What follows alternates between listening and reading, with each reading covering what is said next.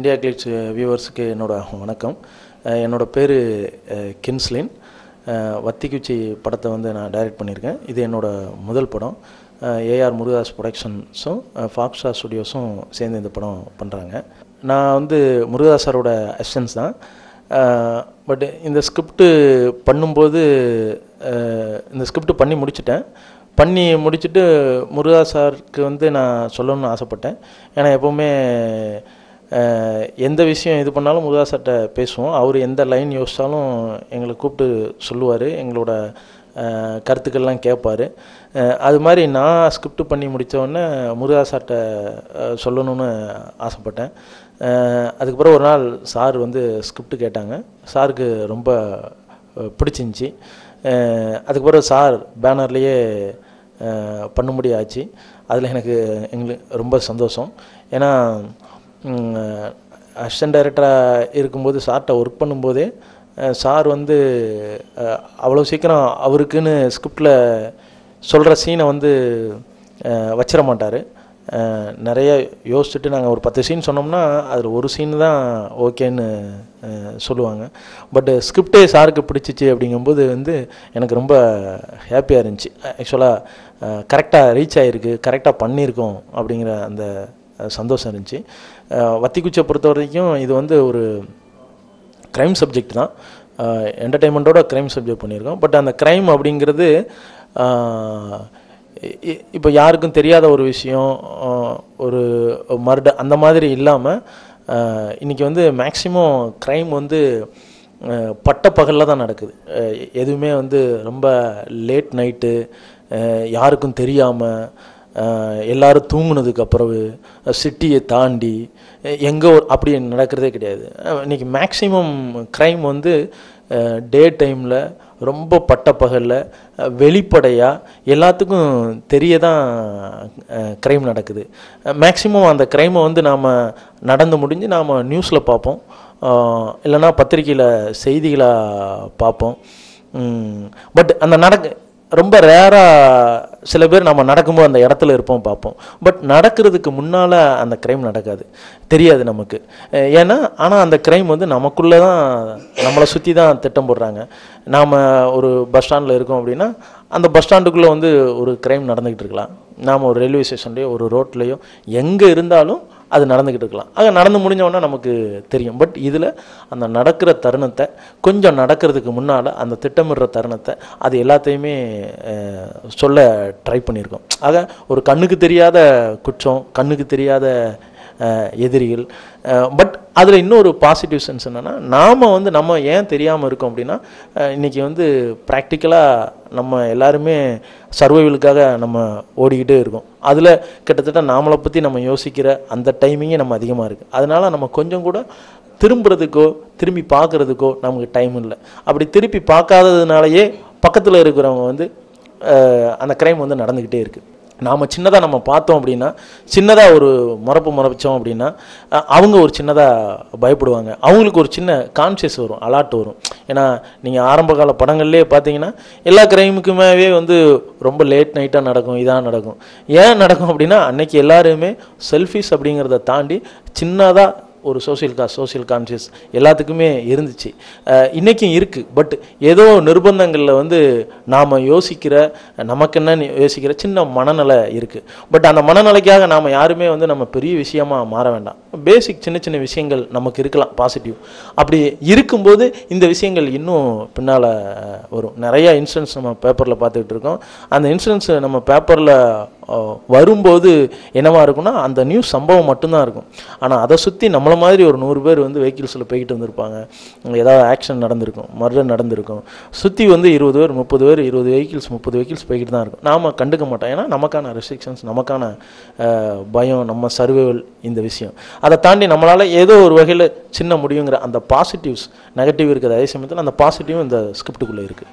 இப்போ வந்து இன்னும் இந்த படம் வந்து நம்ம இன்னும் யாருமே பார்க்கல இல்லையா, அதனால் இப்படி ஒரு கொஸ்டின் வரும். பட்டு இந்த ஸ்கிரிப்டு திரும்ப ரியாலிட்டி பேஸ் பண்ணியிருக்கு. அதாவது இந்த படத்தோட ஹீரோ வந்து ஒரு ஷேர் ஆட்டோ டிரைவர். ஆக ஒரு ஷேர் ஆட்டோ டிரைவர் வந்து இங்கே என்ன பண்ண முடியும், ஷேர் ஆட்டோ டிரைவரோட லைஃப் என்ன அப்படின்னு, ஒரு ஷேர் ஆட்டோ டிரைவர் அவன் ஒரு க்ரைமில் எப்படி சம்மந்தப்படுறான், அதுக்கப்புறம் அவனை சுற்றி என்னென்னலாம் நடக்குது, கடைசி அந்த ஷேர் ஆட்டோ டிரைவர் என்ன ஆகுறான் அப்படிங்கிறது தான் கதை. நம்ம எப்போவுமே வந்து ஹீரோ அப்படின்னா சாகச அளவில் பார்த்தாலும் அந்த ஹீரோவுக்குன்னு பெரிய இமேஜ் இருக்குது, அந்த ஹீரோ என்னென்னலாமோ பண்ணணும். பட் ரியாலிட்டியில் வந்து அப்படி எதுவுமே பண்ண முடியாது. ஆனால் எதுவுமே பண்ண முடியாதுன்னா நம்ம லீடரை பார்க்குற எல்லா பெரிய ஆட்களுமே வந்து சாதாரண ஹியூமனிட்டி தான், நம்மளை மாதிரியே தான் இருக்காங்க. ஆக அந்த இமேஜுங்கிறது இந்த ஸ்கிரிப்டுக்கு வந்து தேவைப்படலை, மேக்ஸிமம் ரியாலிட்டி இருக்கும். இன்னொன்று, மெட்ராஸ் சிட்டியில் ஒரு ஷேர் ஆட்டோ டிரைவர்னால் அந்த ஷேர் ஆட்டோ டிரைவருக்கான அந்த கேரக்டருக்கு தேவைப்பட்டுச்சு. அது நிச்சயமாக வந்து இந்த படத்தில் நடிக்கிற திலீபன் அவர்கிட்ட இருக்கும். படம் வந்தவொடனே நிச்சயமாக அந்த ஸ்கிரிப்டுக்கு அவர் கரெக்டாக ஃபிட்டாக இருப்பார் அப்படிங்கிறது தெரியும். ஒரு ஆக்ஷன் ஸ்கிரிப்டு அப்படிங்கும்போது அதுக்கு வந்து நிச்சயமாக ஒரு ஃபைட்டுன்னா அவர் வந்து கொஞ்சம் உயரமான ஆள். பட்டு ஃபைட்டை பொறுத்தவரையும் மேக்ஸிமம் ஃபைட்லேயும் ரியாலிட்டி இருக்குது. பட் ஒரு சின்ன ஆக்ஷன் சீக்வன்ஸில் எல்லாத்துலேயுமே முதலே வந்து அவருக்கு வந்து செலக்ட் பண்ணோன்னே ஒரு அவருக்கு ஆக்டிங்க்கும் ஒரு ட்ரைனிங் எடுத்துக்கிட்டார். ஒரு வருஷமாக ட்ரைனிங் போனார். அதுக்கு பிறகு சின்ன சின்ன ஃபைட் கிளாஸு இந்த விஷயங்கள் எல்லாமே அட்டன் பண்ணார். அதனால் படத்தில் பண்ணும்போது வந்து அவருக்கு பயங்கர அது சப்போர்ட்டிவாக இருந்துச்சு. நிச்சயமாக படமாக பார்க்கும்போது, ஏன்னா ஒரு நியூ ஃபேஸ் வச்சு ஒரு ஆக்ஷன் படம் பண்ணுறது அப்படிங்கிறது வந்து அதிகமாக நம்ம சினிமாவில் பார்க்கல. ஏதாவது ஒரு மூடு சார்ந்ததாக இருக்கும். வந்த படங்கள் எல்லாத்தையுமே பார்த்திங்கன்னா எமோஷனலாக மூடு சார்ந்து இருக்கும், ஒரு ஆக்ஷன் படமாக இருக்காது. பட்டு அது அந்த கொஸ்டின் எல்லாத்துக்கிட்டேயுமே இருந்துச்சு, ஒரு ஆக்ஷன் படத்துக்கு ஒரு நியூ ஃபேஸ் எப்படி ஃபிட் ஆவார்னு. பட் இந்த படத்தோட ஸ்கிரிப்டு, அதுக்கு அவர் பண்ண அந்த கோஆப்ரேஷன் எல்லாம் சேர்ந்து நீங்கள் படம் பார்க்கும்போது நிச்சயமாக அந்த ஆக்ஷன் படத்துக்கும் அந்த ஃபைட்டுக்கும் அவர் 100% ஃபிட்டாக இருப்பார். அஞ்சலி வந்து இந்த படத்தில் லீனான்னு ஒரு கேரக்டரில் பண்ணியிருக்காங்க. அதாவது திலீபன் ஷேர் ஆட்டோ டிரைவர்னால் ஷேர் ஆட்டோவில் சவாரி பண்ணுற ஒரு லோ மிடில் கிளாஸ் பொண்ணு. பட் அவங்க பேர் வந்து லீனா கிடையாது, அவங்க பேர் வந்து மீனா. பட்டு மீனாங்கிறது ஸ்டைலாக இல்லை அப்படின்னு அவங்க லீனான்னு பேரை மாற்றி வச்சுப்பாங்க. மேக்ஸிமம் வந்து இமிட்டேஷன் அப்படிங்கிறது நம்ம எல்லாத்துக்குமே இருக்கும், இமிட்டேட் பண்ணுறது அப்படிங்கிறது, இன்னொருத்தராக மாற ட்ரை பண்ணுறது.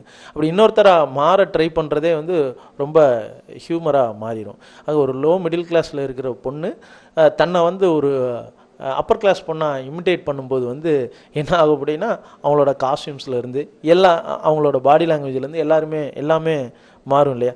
எல்லாம் பண்ணுவாங்க, நம்ம நிறையா பார்த்துருப்போம். அந்த இமிட்டேட் பண்ணும்போது ஹியூமன் ஆக அந்த லீனாங்கிற கேரக்டரில் தான் பண்ணியிருக்காங்க. ரொம்ப அஞ்சலி ரொம்ப நல்லா பண்ணியிருக்காங்க. நீங்கள் படம் பார்க்கும்போது இதுக்கு முன்னால் நடித்த எந்த அஞ்சலியோட படங்களும் நமக்கு நினைவுக்கு வராது. இந்த படத்தில் வந்து ஹீரோ நியூ ஃபேஸு. பட்டு இந்த படத்தோட ஸ்க்ரீன் பிளேக்கு ஸ்கிரிப்டுக்கு வந்து மற்ற கேரக்டர்ஸ்லாம் எனக்கு ஆர்டிஸ்டாக தேவைப்பட்டாங்க. அதனால் இந்த படத்தில் வந்து Sampath sir, Jayaprakash sir, Ravi Mariya sir, Jagan அப்படின்னு, அதுக்கு சரண்யா அம்மா, ஸ்ரீரஞ்சனி அம்மா, இப்படின்னு எல்லாருமே ஆர்டிஸ்டாக தான் பண்ணியிருக்காங்க. இதில் எல்லாத்துக்குமே வந்து பவர்ஃபுல்லான கேரக்டர்ஸ். பட்டு முதல் படத்தோட டைரக்டர்ஸ்க்கு வந்து ஆர்டிஸ்டோட கோஆப்ரேட் கம்யூனிகேஷன் அப்படிங்கிறது ரொம்ப முக்கியம். அதில் Sampath sir, Jayaprakash sir, Ravi Mariya sir, Sriranjani அம்மா, சரண்யா அம்மா எல்லாருமே வந்து பயங்கர கோஆப்ரேட்டிவாக இருந்தாங்க. என்ன கேரக்டரோ என்ன விஷயமோ அதை வந்து அவ்வளோ ஈஸியாக பண்ணி கொடுத்தாங்க. சம்பத் சார், அது நீங்கள் கேரக்டர் என்ன அப்படிங்கிறது நிச்சயமாக நீங்கள் படம் வரும்போது. குருதேவ் சார் இந்த படத்துக்கு வந்து ஃபோட்டோகிராஃபிங் போது இது முழுக்க சென்னையில் நடக்கிற கதை. ஆனால் சென்னை இந்த படம் ஒரு ஷேர் ஆட்டோ டிரைவர் கேரக்டரு முக்கியம் அப்படிங்கும்போதே அவர் ஷேர் ஆட்டோ டிரைவராக இருக்கணும். இந்த சென்னையோட ஷேர் ஆட்டோ டிரைவர்னாலே சென்னையோட ரோட்ஸ் தான் நமக்கு நினைவு வரும். ஆக சென்னை, அதோட ரோடு, அதில் ஒரு ஷேர் ஆட்டோ டிரைவரோட ட்ராவல் அப்படிங்கும்போது வந்து அது எனக்கு முக்கியமாக போட்டுச்சு. அதனால் ரொம்ப ரியலாக இது சென்னையில் நம்ம பார்க்காத படத்தில் வந்து சமத்துவபுரம், தாம்பரம், அம்பத்தூர், ஆவடி, இன்னும் ஃபுல்லாக சென்னையோட அவுட் ரோடுகளில் தான் இதோட ஷூட்டிங்கு. அதனால் ப்ராக்டிக்கலாக எங்களுக்கு வந்து நிறையா ப்ராக்டிக்கல் ப்ராப்ளம் இருக்கும். பட் கேமராமேன் வந்து அதுக்கு ஈக்குவல் கோஆப்ரேட் பண்ணும். பட் கேமராமேன் குருதேவ் சார் பயங்கர கோஆப்ரேட் பண்ணாங்க. இன்னொன்று, இந்த படத்தோட ஃபோட்டோகிராஃபிக்கு வந்து அவர் அவ்வளோ ஒர்க் பண்ணாங்க. ரியல் சென்னையும் பார்க்கணும். இந்த படத்தில் வந்து வழக்கமாக வந்து கொஞ்சம் படத்தோட ரா மூடு கொடுக்கறதுக்காக என்ன பண்ணுவாங்க, ரா மூடு கொடுப்பாங்க. ஏன் அப்படின்னா படத்தோட ஜானர் நெகட்டிவ் கேரக்டர்ஸு அல்லது ஒரு த்ரில்லர் மாதிரி இருக்கும்போது கொஞ்சம் படத்தோட ஃபோட்டோகிராஃபியும் ராவாக இருக்கணும், கொஞ்சம் டார்க்காக இருக்கணும் அப்படின்னு ஃபீல் பண்ணுவாங்க. பட் நான் இந்த படம் வந்து கொஞ்சம் அழகாகவும் இருக்கணும் சார் அப்படின்னு. ஏன் அப்படின்னா நெகட்டிவ் கேரக்டர்ஸ் யார், பாசிட்டிவ் கேரக்டர்ஸ் யாருன்னு நம்ம யாருக்குமே தெரியாது ரியல் லைஃப்பில்.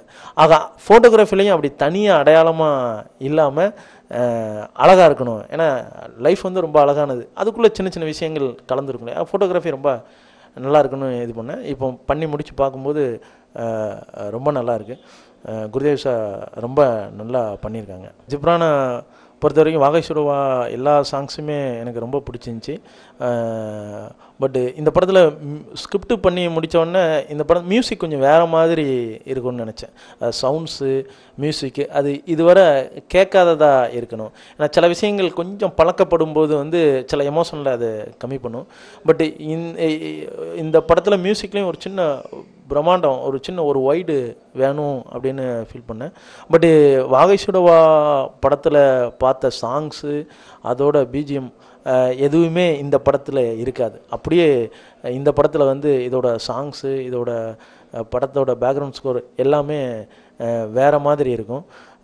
படத்தோட அவ்வளவு பிளெண்டாக இருக்கும். நிச்சயமாக சாங்ஸு எல்லா விஷயமே நல்லா ரீச் ஆகும்னு நம்புகிறேன். இப்போ முருகதாஸ் சார் வந்து வந்து படம் பார்க்குறதுக்கு முன்னால் எனக்கு கொஞ்சம் பதட்டமாக இருந்துச்சு. ஏன்னா ஃபஸ்ட் டைரக்டர் எல்லாருக்குமே வந்து ஸ்கிரிப்டு சொல்லும்போது கூட இருப்பாங்க, உள்ளுக்குள்ளே ஒரு சின்ன பயம் இருக்கும். என்ன அப்படின்னா ஒரு சொல்கிற கதையை ஸ்கிரிப்டை வந்து படமாக அடுத்த ஒரு லாங்குவேஜ் கன்வெர்ட் பண்ணுறது வந்து வேறு ஏரியா அப்படியே. ஏன்னா ஸ்கிரிப்டு அப்படிங்கிறது வந்து வேறு, அப்படியே டைரக்ஷனுங்கிறது வேறு. ஆக நம்ம சொன்ன ஸ்கிரிப்டை நாம் அப்படியே படமாக கொண்டு வந்திருக்கோமா அப்படின்னா அது அப்படியே வேறு ஏரியா. ஆக முருகா சார் பார்க்கும்போது நான் அவர்கிட்ட ஸ்கிரிப்டில் என்ன சொன்னனோ அதை வந்து அவர் படத்தில் அவர் போய் சேர்ந்துச்சா அப்படிங்கிறது எனக்கு பயங்கர பதட்டமாகவும் ஒரு சின்ன இதாகவும் இருந்துச்சு.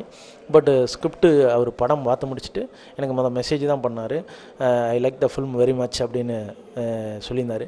அதுக்கப்புறம் நான் ஒர்க்கு முடிச்சுட்டு சாரை போய் பார்த்தேன். பார்க்கும்போது சார் படம் ரொம்ப நல்லா இருக்குது, நீங்கள் என்ன சொன்னீங்களோ அதுக்கு ஈக்குவல் எடுத்திருக்கீங்க, படம் கொஞ்சம் வேறு மாதிரி இருக்குது அப்படின்னாரு. எனக்கு இப்போ தான் நான் கொஞ்சம் கம்ஃபர்டபுளாக இருக்கேன். படம் வந்து இப்போ 13th 13ஆந்தேதி படம் ஆடியோ லான்ச் பண்ணுறோம். அன்றைக்கி படத்தோட சாங்ஸ் வருது. ரிலீஸ் வந்து மார்ச்சில் படம் ரிலீஸ் பண்ணுறோம். இந்த படத்தில் ஒர்க் பண்ண எல்லா டெக்னீஷியன்கள், என்னோடய கேமராமேன், எடிட்டர், மியூசிக் டைரக்டரு, படத்தோட ஆர்டிஸ்ட், என்னோடய டீம் எல்லாத்துக்குமே என்னோடய தேங்க்ஸ். இந்த படம் 13th வரும். படம் பார்த்து என்ஜாய் பண்ணுங்கள். இந்தியா கிளிட்ஸ் வியூவர்ஸ் எல்லாத்துக்கும் என்னோட நன்றி. இந்தியா கிளிட்ஸ் வியூவர்ஸ் எல்லாருக்கும் என்னோட வணக்கம். நான் தான் வத்திக்குச்சி படத்தில் நடிக்கிற ஹீரோ திலீபன் பேசுகிறேன். ஆக்சுவலாக நான் எங்கள் பிரதர் கூட இருந்தேன். அப்போது வந்து டைரக்டர் கின்ஸ்லின் சார் வந்து எங்கள் அண்ணனோட அசிஸ்டண்ட். அவர் வந்து ஒரு தடவை சொன்னார், இந்த மாதிரி இந்த ஒரு ஸ்கிரிப்ட் ஒன்று இருக்குது, அந்த ஸ்கிரிப்டில் வந்து நீங்கள் பண்ணால் கரெக்டாக இருக்கும், அதில் வந்து ஒரு ஷேர் ஆட்டோ டிரைவர் மாதிரி ஒரு சின்ன கேரக்டர் இருக்குது, அந்த கேரக்டரில் பண்ணிங்கன்னா நல்லாயிருக்குன்ற மாதிரி சொன்னாங்க. அப்போ எனக்கு எப்படி என்னன்னு ஒன்றுமே தெரியல. அப்போ பிரதர்கிட்ட கேட்கும்போது அவர் சொன்னார், அது ரொம்ப டெடிக்கேஷனாக இருக்கணும், முதல்ல உனக்கு கான்ஃபிடென்ட் இருக்கணும், ப்ளஸ் வந்து டெடிக்கேஷனாக, அதுக்கப்புறமா சின்சியராக இருக்கணும், அது மாதிரி இருந்தேன்னா அந்த ஒரு சூழ்நிலை கரெக்டாக அமைஞ்சுன்னா பண்ணலாம் அப்படின்ற மாதிரி சொன்னான். உடனே சரின்னு சொல்லிட்டு கின்ஸ்லின் சார்கிட்ட சொல்லி நடிக்கிறதுனா எப்படி, அதுக்கு ப்ராக்டிக்கலாக ஒரு கூத்துப்படுற மாதிரி ஒரு இடத்துல போயிட்டு ஒருத்தர் இருந்தார், அவர்கிட்ட வந்து ப்ராக்டிஸ்லாம் பண்ணிவிட்டு அதுக்கப்புறமா ஆஃபீஸில் வந்து ரிஹர்சல்ஸ்லாம் பண்ணிவிட்டு அப்புறமா ஷூட்டிங் போய் நல்லா ப்ராப்பராக பண்ணிடுது. அதான் அப்போது ஆக்சுவலாக வந்து கூத்துப்பட்டில் ஒருத்தர் இருந்தார், அவர் விஜயன்னு சொல்லிட்டு அவர் பேர். அவர் வந்து எனக்கு ஸ்பெஷலாக ட்ரெயின் பண்ணார். அவர் பண்ண போகும்போது என்ன சொன்னார்னா, ஒரு ஸ்டேஜ் ஷோலாம் எப்படி இருக்கும், இப்போ ஒரு கேரக்டரை எடுத்து நம்ம பெர்ஃபார்ம் பண்ணோன்னா அந்த ஸ்டேஜ் வந்து யாரும் கட்டு ஆக்ஷன்லாம் சொல்லவே மாட்டாங்க. நம்ம அப்படி பண்ணிட்டோன்னா டோட்டலை ஆரம்பித்தோன்னா எண்டு நம்ம தான் முடிக்க போகிறோம். அப்படி அந்த மாதிரி ஒரு ப்ராக்டிஸ் ஃபுல்லாக அவர் கொடுத்தாரு. அந்த மாதிரி ப்ராக்டிஸ் கொடுத்து முடிச்சதுக்கப்புறமா அதில் கொஞ்சம் ட்ரெயின் ஆனேன். அதுக்கப்புறமா டேரக்டர் கின்ஸ்லின் சார் என்ன சொன்னார், இப்போ நம்ம வந்து சினிமாவுக்கு ஏற்ற மாதிரி வந்து ஆக்ஷன் கட்டு இப்படி வந்து எப்படி நம்ம பண்ணுவோம், ஆக்ஷன்னா எப்படி ஆரம்பிக்கிறது, கட்டுனா எப்படி இது பண்ணுறது, அதுக்காக வந்து நம்ம ஆஃபீஸில் அந்த படத்தோட சீன்ஸ்லாம் வச்சு ரிஹர்சல்லாம் கொஞ்சம் பண்ணி அது மாதிரிலாம் கொஞ்சம் ப்ராக்டிக்கலாக ஒர்க் பண்ணோம். அப்புறம் அங்கேருந்து ஷூட்டிங் ஸ்பாட்டு, லைவ் ஷூட்டிங் ஸ்பாட்டுக்கு போகும்போது என்ன ஆச்சுன்னா, லைட் வாங்கி பெர்ஃபார்ம் பண்ணுறது, அப்புறம் கேமராவுக்கு ஃபேவராக பண்ணுறது, ஆர்டிஸ்ட்டுங்க கூட டைலாக் வந்து அப்போ 1 to 1 பேச போகும்போது எப்படி இது பண்ணுறது, அந்த மாதிரிலாம் ஒரு நல்ல எக்ஸ்பீரியன்ஸாக இருந்துச்சு. ஃபைட்டு வந்து மாஸ்டர் சொன்னதை அப்படியே பண்ணேன், அதுதான் சொல்லணும். ராஜசேகர் மாஸ்டர் நல்ல சூப்பர் மாஸ்டர்.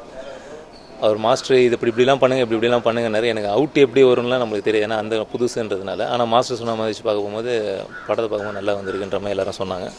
டூயிட்ஸுன்ற மாதிரி ஒரு நல்ல மாண்டேஜ் தான். ரொமான்ஸ் சீன்லாம் படத்தில் அந்தளவுக்கு பெருசாக கிடையாது. படம் வந்து இது ஒரு ஆக்ஷன் வித் லவ் சப்ஜெக்ட் அப்படின்ற மாதிரி தான்.